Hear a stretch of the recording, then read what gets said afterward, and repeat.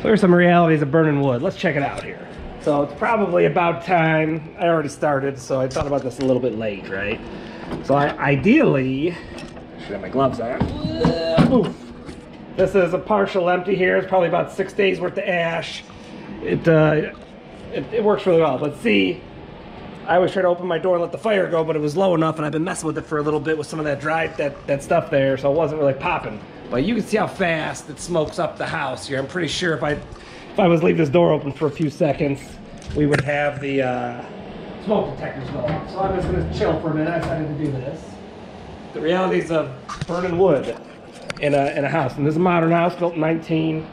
And we got spray foam, 2 inches of spray foam, and then bats blowing, so it's a real tight house.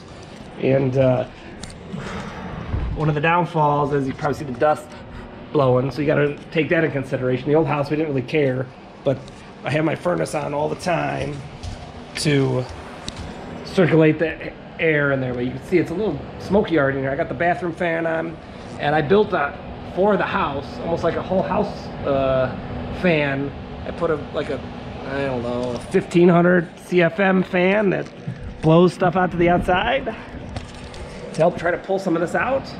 And right now it's super duper windy, but just realities of if you want to heat your house with wood, I mean the heat is phenomenal. You can't, there's nothing like it. Our new pole that we put up this year after the storm ripped down, I bolted it to it.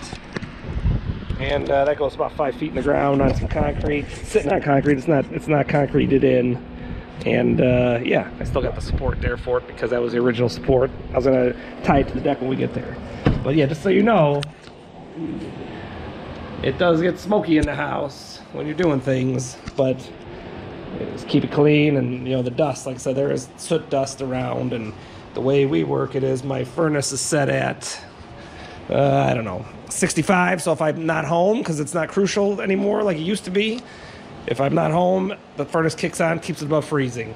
And but I have my furnace fan that I go in, so it circulates the heat throughout the whole house. And then I put my fans on reverse to keep pushing the heat around. And it, again, you can't, if you burn wood, you know you can't do nothing. I mean, there's nothing like it, period. Hands down, nothing like it. But just some of the realities of it. I'll clean my chimney. I said in another video I'm probably stitching together. It's probably all backwards, but I clean the chimney like once a month, just cause. And the reason I only went through one spot versus the roof, I got one spot to worry about fires, versus if you go through this level, then I can't see the attic. And it's always just, you know, something to consider if you're freaking burning wood. But yeah, let's go back to emptying this. And you see how quick it smokes. And I know that if I had the fire going, if there was actual flame versus smoldering, there's less smoke. So ideally, if you do that to do it, that's what you do. But that's about a week's worth of ashes in there. And tomorrow afternoon. I was going to do this tomorrow afternoon, but the way it worked out, it's just, I'm going to do it today. And we're supposed to get part of this storm coming from the west starting on Monday. So I don't know when I'll post this video, but yeah, just pros and cons of burning. It gets dusty in your house no matter what you do. And you know, and then if you're emptying it, this isn't wood flooring, this is plastic. Gotta keep in consideration that if I was to set that bucket on this plastic, I'll burn a hole through it and get down to the underlayment, and you don't really want to do that. And if you had wood, real wood, you might burn a ring into it. So ideally I have this cement board that I rest my stuff on every time I do it, and we have this cement board here. It's ghetto looking in a sense, but I don't want to mess the wood up, and it keeps the heat off of the wood and it helps it and stuff. So, you know, things to think about when you're looking at putting a wood stove in your house. You know, this is our old Blaze King. It's worth its weight in gold. I mean, there's none of the catalytic stuff in it of the new modern thing, so EPA is gonna hate me. But this sucker is, you know, from the 80s, 79, 80s, and it's worth its weight in gold, period. And it's 500 pounds, so it's this baby can heat everything up. And when you see it on DIY Alaska, you know you're doing it good. So yeah, thanks guys, and we'll get back to emptying it.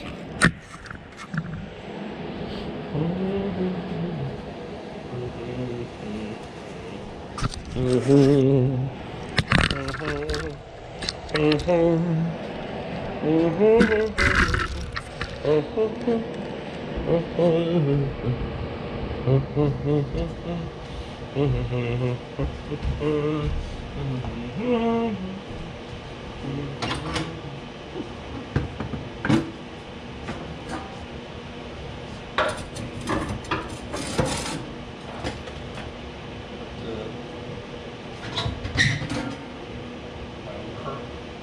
made me this awesome shovel, and thank you very much. It'll be with me until it burns itself out.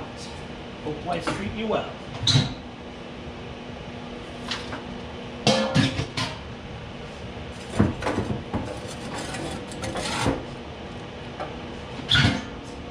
I keep doing it like this, though. I will set the smoke detector off. That's what I get for partially burnt stuff. Here it's a little wetter than I would have liked. These couple pieces, I thought I'd pop them quicker than they are. Yeah, because I'm trying to empty it. Let's give it a minute. I am trying to. Showing how smoky it can get real quick. Why don't you guys go to your bedroom, Bells? I'm surprised the fire detectors ain't popping. Why don't you guys go in the bedroom, man? For a couple minutes.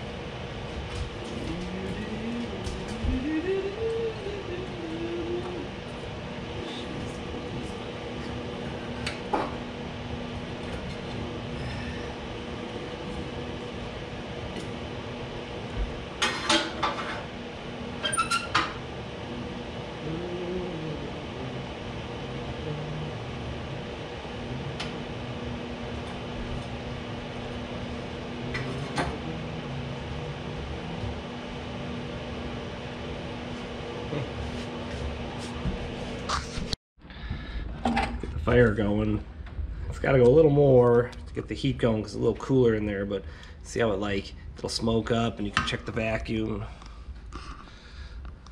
But it's a lot better when you get some fire rolling, but you see it's like, plus I got my doors open so the draft's a little different here.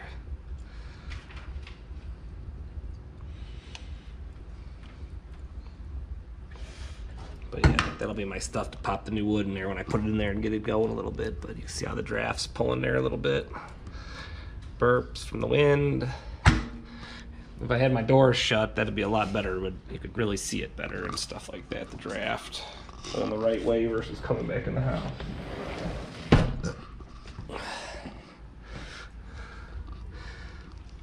Now you can, so you let it too far, but yeah, I get it like that. Draft's working a lot better. See it up, comes up a little bit. And yeah, again, if there's fire, it's a lot easier to empty it out, at least for my blaze king and the way my house is set up and stuff, versus, you know, one of the things that we talked about is just letting the fire burn out, then we won't have the dust. And that's the downfall of frickin' burning wood. If you use a corn stove, pellet stove, it's a lot less dusty, and the dust definitely bothers people, you know, and stuff, but and they both put out a really nice heat. I have some friends with the corn stoves and they're freaking awesome and stuff, but this is what I wanted here. So see the vacuum a little bit, burps, but yeah, so we'll get that rolling, and there we go. When you get the draft right, there's minimal smoke. So like I said, you can see the smoke billowing in a little bit now. It's almost getting there up to temp, but it's a lot better than it just smoldering. So the backdraft helps a whole bunch. Like you can see it's still getting in there a little bit and stuff like that, but it's not like it was. So like I tend to try to empty it whenever I got a little open flame going, and then you just hammer down and get it quick. But you know, pros and cons. You can't beat the heat. It's awesome. Save money in a sense, in a different way. You're spending it in a different way because your time to cut wood, unless you're buying it, and then that's not really saving money. You know, you got to have equipment to do it. I can't split wood with my by hand no more. It hurt my back one day, so it still tweaked up out of that. They got a maintain your setup. You don't want to have a fire when you're sleeping or want to have fire, period. And, you know, but get you outside if you like to be outside. If that's all you had to do, man, that's great. So I have a 500-gallon propane tank, and I only used, I was down to 68% when I called it in. So from fall, I fill up in the fall before like I get summer load, so it's cheaper, and I just tell them to get me on the list.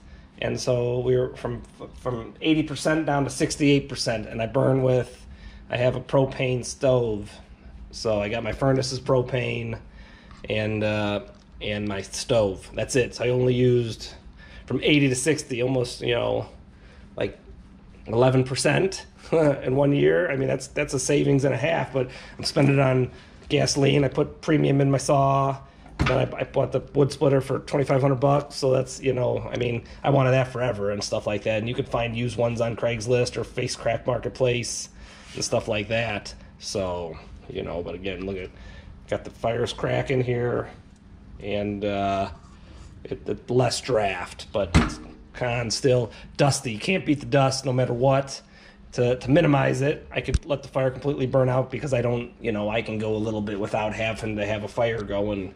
Where the old house, you'd know real quick if you didn't have heat.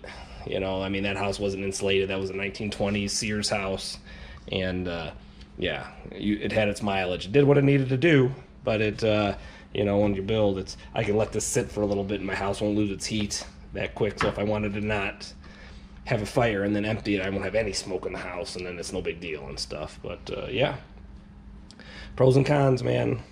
You know, stuff you got to buy if you wood burning and stuff like that. So I got some ash in there right now and some like little maple pieces, and I wish I was close to oak, but I'd have to drive over towards the cities, and you know, you're spending money on that too, and your fuel to get it to go, you know, with gas prices, you know, for diesel, if you need a bigger truck, you know, $5 a gallon, that sort of sucks. But yeah.